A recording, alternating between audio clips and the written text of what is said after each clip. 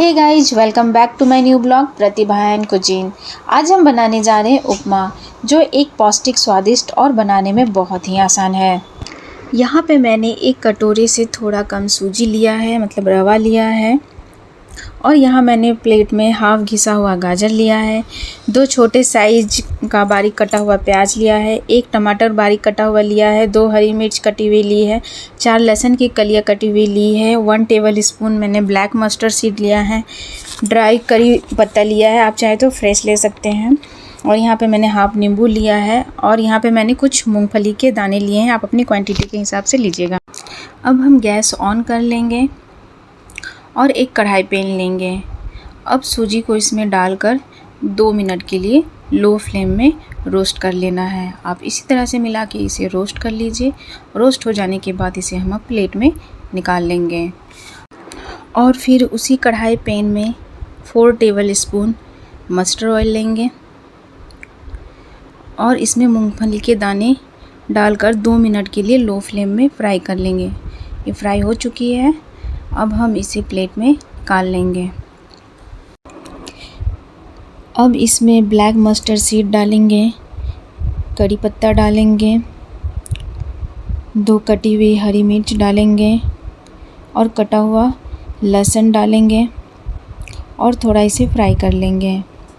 इसके बाद वीडियो लेना भूल गई थी गाइस, तो आप यहाँ पे 1 टेबल स्पून चना दाल, 1 टेबल स्पून उड़द की दाल और बारीक कटा हुआ प्याज डाल के फ्राई कर लीजिएगा। और फिर हम यहाँ पे कटा हुआ टमाटर डालेंगे और इसे मिला लेंगे और अच्छे से थोड़ा फ्राई कर लेंगे। और यहाँ पे 1 टेबल स्पून मैंने नमक डाला है, आप अपने स्वाद अनुसार इसमें नमक डालिएगा।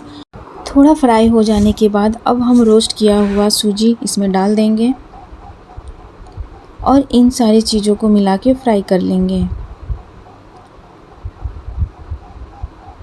फ्राई हो जाने के बाद हम इसमें घिसा हुआ गाजर डालेंगे, इसे भी मिला के फ्राई कर लेंगे।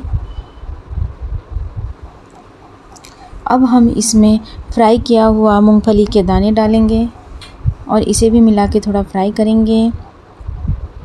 अब हम इसमें पानी डालेंगे।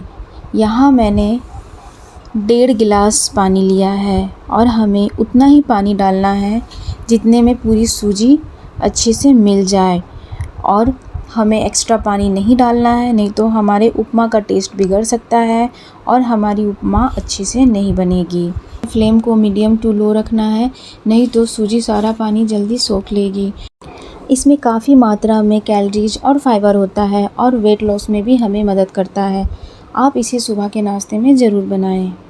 और इसी तरह हमें इसे मिला लेना है और हमें तब तक मिलाना है जब तक सूजी पूरा पानी सोख ना ले। और यहाँ पे मैंने थोड़ा सा कटा हुआ धनिया लिया है और उसे भी मिला लेंगे।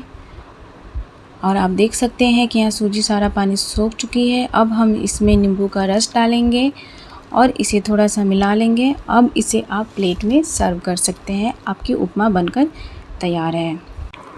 आई होप आपको आज की रेसिपी पसंद आई है, तो घर पर बनाकर ज़रूर ट्राई कीजिएगा और हमसे शेयर ज़रूर कीजिएगा। और मेरे न्यू अपडेट के लिए मेरे चैनल को लाइक, शेयर एंड सब्सक्राइब करना मत भूलिएगा। फिर मिलते हैं आपसे अगले न्यू ब्लॉग में। Bye bye, take care and thank you for watching.